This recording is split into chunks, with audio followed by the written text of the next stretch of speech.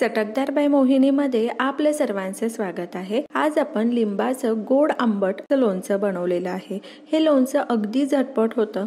सर्वात महत्त्वाचं, तुम्ही हे लोणचं उपवासाला देखील खाऊ शकता। लिंबाचं लोणचं म्हटलं तर आपल्याला असं वाटतं की ते लोणचं कडूच लागतं, तर तुम्ही हे लोणचं करून पहा, बिलकुल कडू लागत नाही। करण्याची पद्धत अगदी सोपी आहे, अगदी झटपट लोणचं तयार होतं, खायलाही ते तितकंच स्वादिष्ट लागतं।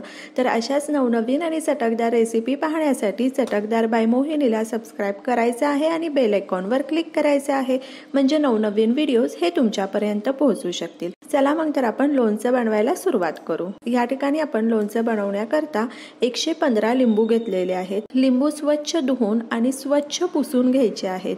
एकदा खात्री करायची आहे की लिंबू व्यवस्थित पुसले गेले की नाही। लिंबाला जर पाणी राहिलं तर लोणचं खराब होणार आहे, त्यामुळे आपण हे लिंबू पुसून घेताना अगदी व्यवस्थित कोरडे करून घ्यायचे आहेत। या ठिकाणी 200 ग्रॅम मिरची पावडर घेतलेली आहे, मीठ अर्धा किलो घेतलेला आहे आणि साखर 1.25 किलो घेतलेली आहे। या सर्व साहित्यांची लिस्ट डिस्क्रिप्शन बॉक्स मध्ये दिलेली आहे, ती तुम्ही चेक करू शकता। चला मग तर आपण लोणचं बनवायला सुरुवात करू।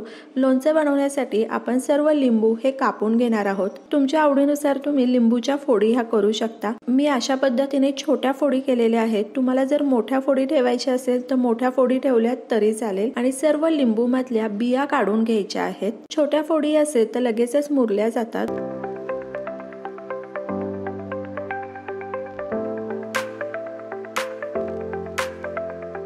आता या ठिकाणी जवळपास आपण 45 लिंबू हे कापून घेतलेले आहेत आणि सर्व लिंबामधल्या बिया ह्या काढलेल्या आहेत आणि राहिलेली जी 70 लिंबू आहेत त्याचा आपण रस काढून घेतलेला आहे आणि रस काढतानाही आपण सर्व बिया ह्या काढून घेतलेल्या आहेत।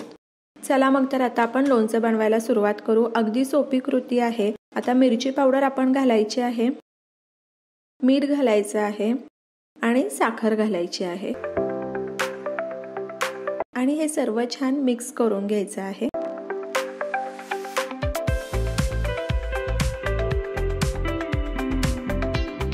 आणि लिंबाचा रस घालायचा आहे।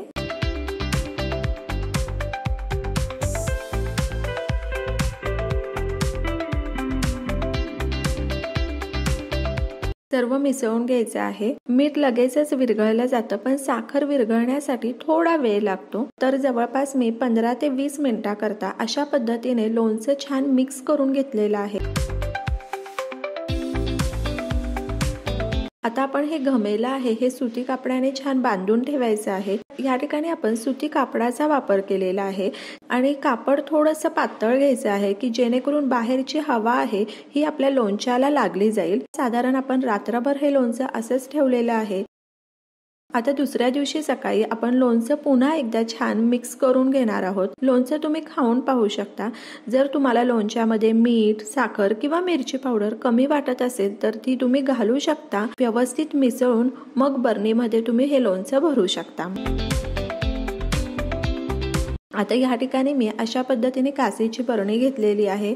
तुम्हाला हवी असेल तर तुम्ही चिनी मातीच्या बरणीतही हे लोणचं भरू शकता। या ठिकाणी आपण काचेची बरणी स्वच्छ धुवून पुसून घेतलेली आहे। बरणीमध्ये बिलकुलही पाणी राहिलेलं नाहीये, पाण्याचा अंश हा बरणीला राहता कामा नये। धुवून पुसून कडकडीत उन्हामध्ये बरणी वाळून घेऊ शकता किंवा फॅन खाली 2 ते 3 तासाकरता बरणी ठेवू शकता। आणि आता आपण हे सर्व लोणचं बरणीमध्ये भरणार आहोत। 8 ते 10 दिवसांनी तुम्ही हे लोणचं खाऊ शकता, पण लोणचं मुरण्याकरता कमीत कमी 1 ते 1.5 महिना लागतो। 1 ते 1.5 महिन्यानंतर लोणचं अगदी छान मुरलं जातं। लोणचं घातल्यानंतरचे सुरुवातीचे 10 ते 15 दिवस असतात, तेव्हा तुम्ही रोज बरणी उघडायची आहे। लोणचं एकदा चमच्याने वर खाली करून घ्यायचं आहे आणि पुन्हा बरणी लावून ठेवायची आहे। असं रोज 15 दिवस आपण करणार आहोत की जेणेकरून वरच्या ज्या फोडी आहेत ह्या कोरड्या पडायला नको। वरच्या फोडी कोरड्या पडल्या तर बुरशी लागू शकते किंवा लोणचं खराब होऊ शकतं। सुरुवातीच्या 8 ते 15 दिवस रोज लोणचं आपण एकदा चमच्याने वर खाली करणार आहोत।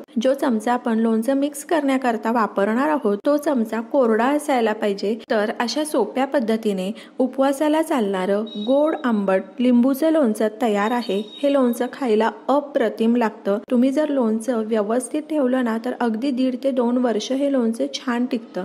आणि हे लोणचं जितकं जुनं होत जातं ना तितकं खायला ते आणखी चविष्ट लागतं। तर हे उपवासाला चालणारं गोड आंबट आणि चविष्ट लोणचं तुम्ही करून पहा, तुम्हाला नक्कीच आवडेल। अशाच नवनवीन आणि पारंपरिक रेसिपी पाहण्यासाठी चटकदार बाय मोहिनीला सबस्क्राईब करायचं आहे आणि बेल आयकॉनवर क्लिक करायचं आहे, म्हणजे नवनवीन व्हिडिओज हे तुमच्यापर्यंत पोहोचू शकतील। आणि वेळात वेळ काढून तुम्ही माझी ही रेसिपी पाहिली तर त्यासाठी तुमचे खूप खूप खूप धन्यवाद। पुन्हा भेटूया अशाच एका नवीन रेसिपी बरोबर।